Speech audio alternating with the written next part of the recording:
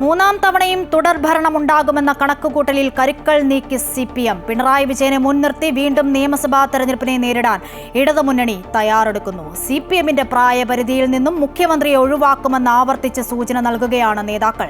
സംസ്ഥാന സെക്രട്ടറിയായി MV ഗോവിന്ദനെ നിലനിർത്തി മികച്ച ഭരണാധികാരി എന്ന പ്രചാരണം നൽകി പിണറായി വിജയന് മൂന്നാം ടൈം നൽകാനാണ് CPM നീക്കം. ദേശീയ തലത്തിൽ ഇടതു പാർട്ടികൾക്ക് ആകെ സ്വാധീനമുള്ള സംസ്ഥാനമെന്ന നിലയിൽ കേരളം നിലനിർത്തുക എന്നത് CPMന്റെ അനിവാര്യതയാണ്. 24ാം പാർട്ടി കോൺഗ്രസിൽ കേരളത്തിനായുള്ള കണക്കുകൂട്ടലുകൾ കൃത്യം. കൊല്ലം സമ്മേളനത്തിൽ ഇതിനായുള്ള കരുക്കൾ നീക്കുന്നതും തന്ത്രപൂർവം. പ്രായപരിധിയിൽ നിന്ന് പിണറായി വിജയനെ ഒഴിവാക്കുക എന്നത് ഏറെക്കുറെ ധാരണയായി കഴിഞ്ഞു. മൂന്നാം തവണയും തുടർഭരണത്തിലേറുമെന്ന ഉറച്ച ആത്മവിശ്വാസത്തിലാണ് CPM. 2 തവണയും ഭരണത്തെ നിയന്ത്രിച്ച് മികച്ച നേതാവ് എന്ന പ്രതിച്ഛായ നേടിയ മുഖ്യമന്ത്രിയെ മുൻനിർത്തി 2026 നേരിടാനാണ് പാർട്ടി തയ്യാറെടുക്കുന്നത്.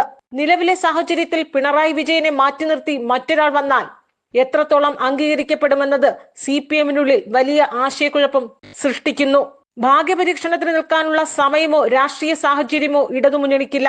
ഏതു വിധേനയും ഭരണം നിലനിർത്തുക എന്നത് മാത്രമാണ് പാർട്ടിക്ക് മുന്നിലെ ലക്ഷ്യം.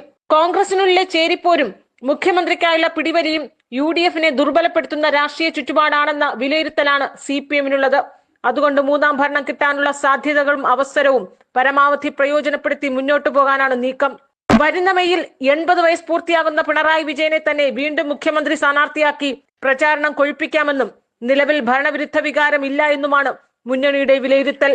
സംസ്ഥാന സെക്രട്ടറിയായി MV ഗോവിന്ദൻ തുടർന്നാൽ മതിയെന്നാണ് ഏറെക്കുറെ ധാരണ.